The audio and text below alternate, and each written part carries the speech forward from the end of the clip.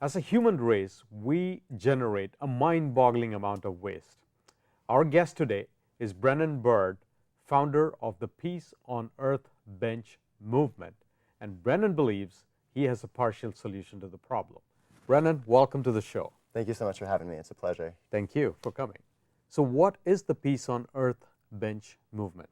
The Peace on Earth Bench movement empowers people all over the world to transform this waste into community space. Participants all over the world clean up the environment, they stuff their trash into a bottle, and they compress the trash into the bottle to becomes compressed as a brick. Then they start a community campaign to collect bottle bricks and build the bench using earthen building materials. So I first learned about bottle bricks at the Harmony Festival in 2009 in Santa Rosa. I was at an educational booth, and there was a Colombian there, Felipe Arage, and he showed me pictures of school buildings and houses built with these bottle bricks all throughout Central America and Colombia. I was invited to go to Ghana with a family friends nonprofit, the International School of Art, Business, and Technology. And we engaged the students to lead their own bottle brick campaign. And I'll tell you, I've never in all my life seen kids so excited to pick up trash. And you mentioned earlier that you had visited Ghana recently. And I've been to Almina too. And so in Ghana, they drink their water out of plastic water sachets. It's a half-liter plastic bag of water. They'll drink it and immediately goes on the ground and gets washed out to the ocean. And there's a particular place, I remember, where the Volta River meets the ocean in the estuary. And a beautiful place, except when you looked on the ground, it was completely covered by plastic. Mounds and mounds of it washed up there. After 2 weeks, we built a bottle brick bench using concrete from a local construction project and 50 bottle bricks that the kids collected. It was a wildly successful project, and it was the first of what would become many bottle brick benches around the world. The process of building one of these benches is that it really takes a whole community to build a bench. It starts off with people organizing cleanup events to clean up the environment, mobilizing people to save trash in their houses, and then leading a whole community campaign to collect the bottle bricks. So you're getting people to interact that might have never had an opportunity to interact before. After you've collected all the bottle bricks, you got to bring the community together to actually build the bench. And they get to work together hand in hand to actually build the bench. After you've created the Earth Bench and you've created all the, the new friendships through the work party events, you've created a communal gathering space, a reinvigoration of the commons, a space for people to gather and share music, share stories, share life. I decided to save all of my non-biodegradable trash material in my room for the entire year of 2010.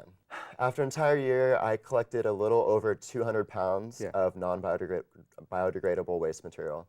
Came out to about a half pound a day. And to put that into perspective, the Environmental Protection Agency estimates that the average American produces 1,600 pounds of trash a year, or about 4.5 pounds of trash a day. Everything that was biodegradable, I composted. So over 60% of all the waste that we produce is compostable, it can biodegrade. And so I always tell people the #1 thing you can do to save the planet right now, today, is to compost.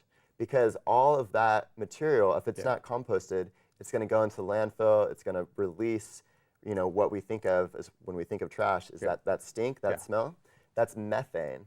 And methane is released when food biodegrades anaerobically without oxygen. I've had participants tell me that after they started saving their trash for this bottle brick campaign, they started realizing how much they were producing, and they started changing their consumption habits a little bit. The problem of plastic waste is immense, but if we become overwhelmed and pessimistic and don't do anything, the problem is just going to proliferate more and more. So this is a temporary solution. I think fundamentally what we need, and what I'm hoping the ultimate goal of this movement will be, and the movement of people all over the world on the crusade against plastic, is what I call an international moratorium on disposable petroleum-based plastics. Plastic is not disposable. Almost every single piece of plastic that was ever made, ever, still exists on this planet today. Somewhere. Whether it be in the Great Pacific Garbage Patch, whether it be in the rivers, underground, it's still here. So we need to change our mentality of this away, that we can throw something away and it just disappears. Yeah.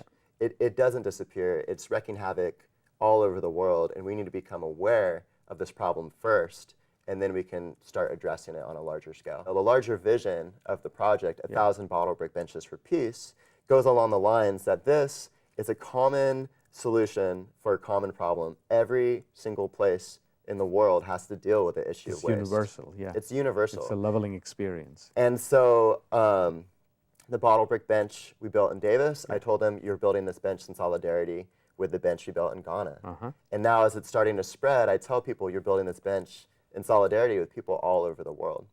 And every bench that's built, 1,000 bottle brick benches for peace, every bench that is built will donate 1 bottle brick that will go to the final bench that we envision being built in the Middle East. Oh, beautiful. And it'll be built with 1 bottle brick from every other bench.